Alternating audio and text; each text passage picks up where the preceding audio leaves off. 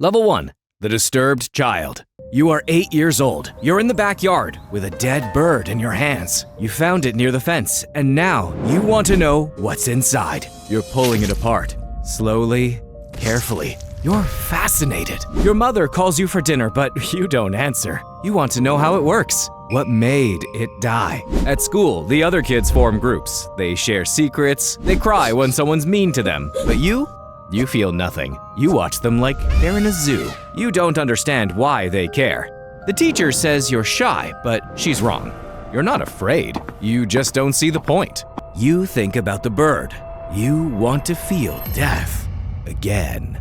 Level 2. The Isolated Teenager. You're 16 now. The violent thoughts won't stop. They're getting worse. You don't just think about death anymore, you think about flesh, about cutting it, about what it would taste like. This isn't normal curiosity, but you can't stop. You've started keeping a journal hidden under a loose floorboard.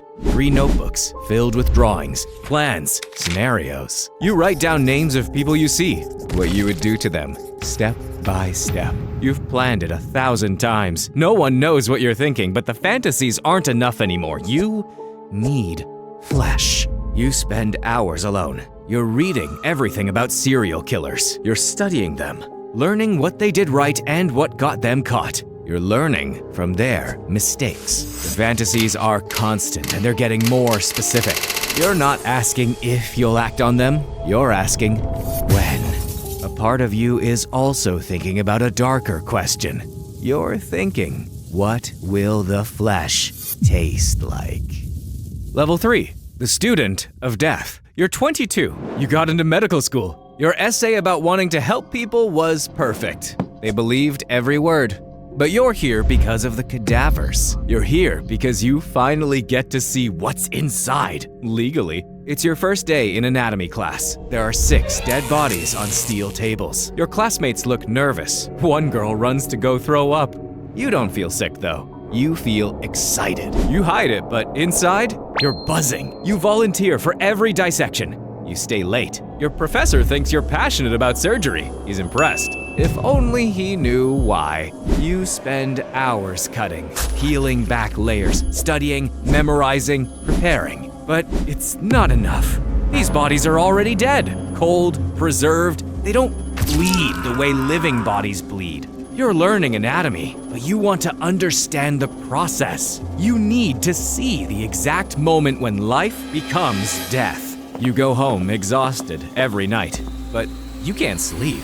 You're dreaming about scenarios, where you would take them, how you would restrain them, which tools you would use. You've planned it so many times it feels like a memory. The barrier between your fantasy and reality is getting thinner. Level 4. The Stalker. You've chosen her, Emily, a nurse at the hospital. She works the night shift. She's 28, lives alone.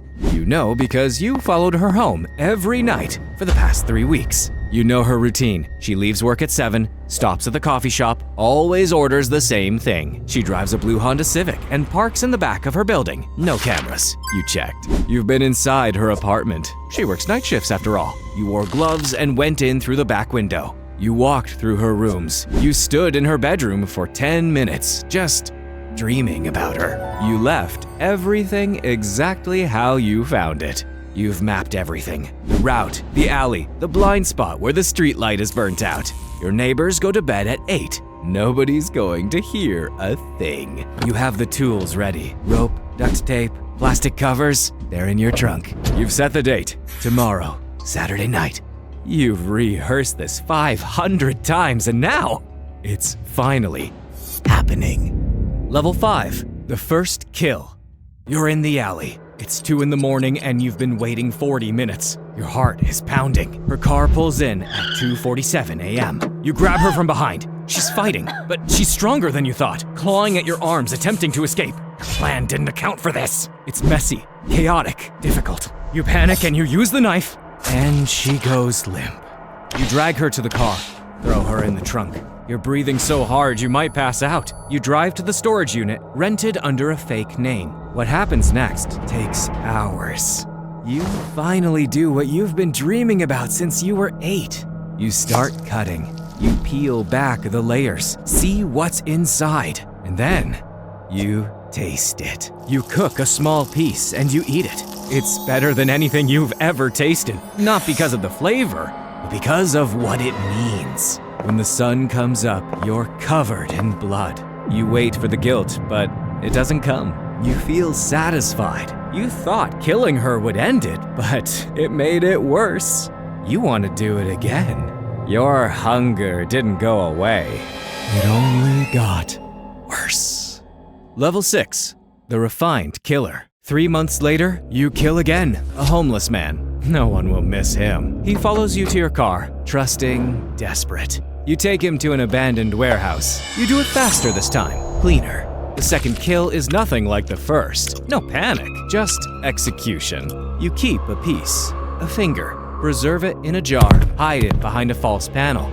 This is your trophy. 3 months later, your next victim is an addict. You're refining your technique. You know which cuts to make, which parts taste better, and how long meat stays fresh. You have a system.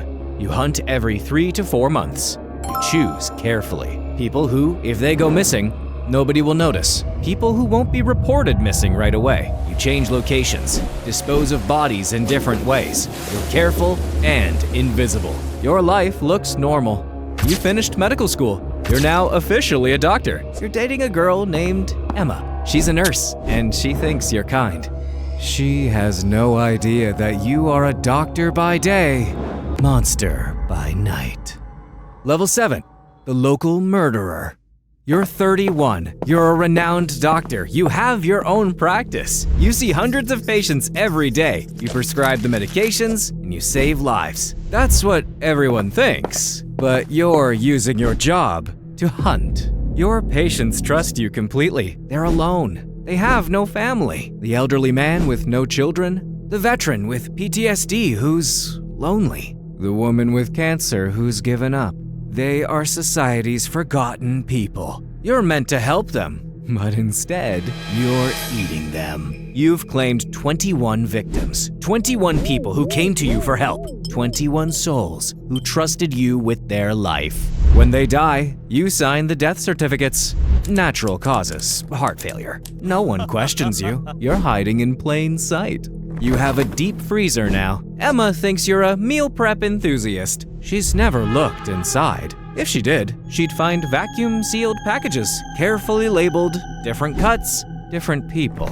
You're organized and professional. But the cooling off period is getting shorter. You used to wait for months. Now it's weeks. The urge is getting stronger. You're not in control of it anymore. It's in control of you. Level 8. The Media Phantom. It's been 4 years. The police are connecting dots. 67 missing people. All patients from the same practice. All vulnerable, all alone. The local news picks up the story. Then the regional news, and soon enough it goes national. CNN sends a crew. They're calling you the Phantom Doctor. They don't have your name, but they know the pattern. The FBI gets involved. They send agents to interview all the doctors in the hospital. You sit across from them, calm, kind, professional. You answer every question, express concern. You know they're profiling you, but you don't give them anything. You're a cultural phenomenon. Reddit threads, true crime podcasts, everyone has a theory, but no one has a clue. It's you. One evening, an investigator comes to your home. He's looking for a patient you treated 8 months ago. A missing person. He is polite. He accepts the dinner you offer him. He doesn't know that he's eating the liver of the very person he's looking for. The inspector tells you that the food was excellent. You tell the investigator that you're so sorry about the patient, that he was struggling when you last saw him, and that you'd worried about him since. The investigator thanks you and leaves. You stop hunting for 6 months. It's the longest break you've ever taken. The urge is eating you alive. You're irritable. Emma asks what's wrong. You say it's stress, and she believes you. You can't feast like you need to, but you already have a plan. Level 9, the nationwide killer. You've killed 122 people. You found the solution. Medical work across the country. You do temporary placements across state lines. When hospitals need coverage, you sign up. They send you to different cities, different states. You're hunting in new territories. You have excellent references. Every time you go to a new hospital, you're welcomed and trusted completely. You feast on the people who are completely alone. The homeless man in Omaha, the elderly woman in Phoenix, the drug addict in Detroit. You also exploit the inefficiency of law enforcement. Police departments don't talk to each other. A disappearance in Ohio isn't connected to Nevada. You're a ghost. Your medical bag has everything you need. Your trunk has the cooler.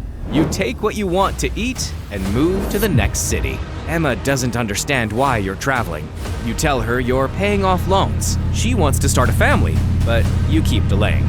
The truth is, you can't stop. This is your life now. Road. Hunt the kill. Level 10. The Investigated. You're in Sacramento. One of your patients dies. You sign the certificate. Heart failure. The man was 78, diabetic, smoker. But somebody questions it. His daughter. She's a lawyer. She's also suspicious. She demands an autopsy. The results come back. Heart failure, but there's something else too. Trace amounts of potassium chloride. Enough to stop a heart. She calls the police. 2 detectives show up. They ask about the patient. He was sick, dying. They ask about your access to medications. You're a doctor. You have access to everything. They ask where you were on specific dates. You travel for work, different cities, states. They exchange a suspicious look and abruptly leave. You know what this means. You're on their radar. They're going to dig, and you hope they don't see the pattern. You finish your shift, pack up, and drive to your next hunting ground. Level 11, the primary suspect.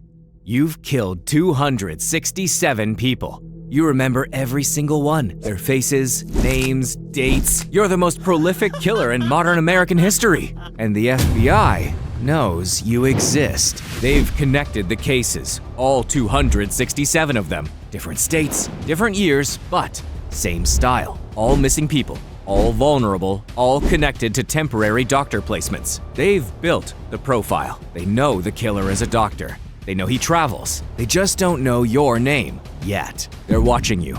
You can feel it. The cars following you, the sudden questions from colleagues. You're the model employee, helpful, friendly, but the net is closing. The gap between acts has collapsed to almost nothing. You're hunting more frequently, not because you want to, but because you need to. You're taking risks you wouldn't have taken 2 months ago. You're keeping more flesh than you should. The freezer is stuffed with your souvenirs, but you can't stop. You are addicted to death. Level 12, the Unraveling.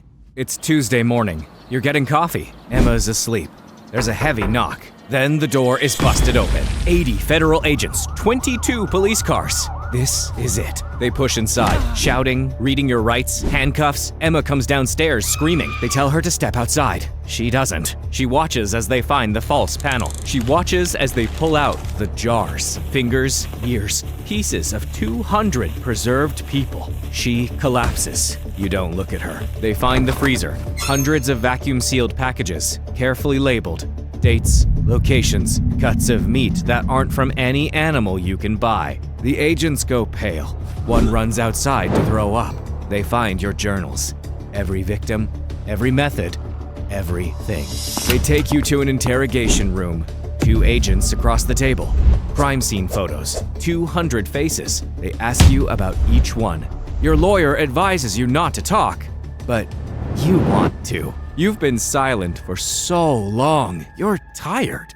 You tell them about Emily, the patients, the medical placements, the trophies, the taste, everything. The agents look sick. One breaks down crying, and the other leaves the room. You give them locations next, bodies they haven't found, 70 more victims. The final count is 301. 301 human beings. Level 13, the Legacy. The trial is a media spectacle. Court TV covers every second. 113 families fill the gallery. They stare at you with hatred. Some weep while others scream. The prosecutor plays the audio of your confession. The jury looks horrified. The evidence is overwhelming. Your lawyer argues insanity, but you're not insane. You know exactly what you did, and you're proud of it. The verdict comes back in 5 minutes. Guilty. The judge sentences you to death. Multiple death sentences. You're transferred to maximum security prison. You're under 23-hour lockdown. 1 hour in a cage. No human contact. You're alone with your memories. The media won't stop talking about you. Every channel, every podcast, every documentary. Doctor of Death. America's most prolific serial killer. Books come out. Psychology students write dissertations. The FBI uses your case in training. Your case study. A warning, a monster, a legend. You sit in your cell. You think about the victims. You remember every face, every name, every taste. And you feel only one thing. Not guilt. Not remorse. Just hunger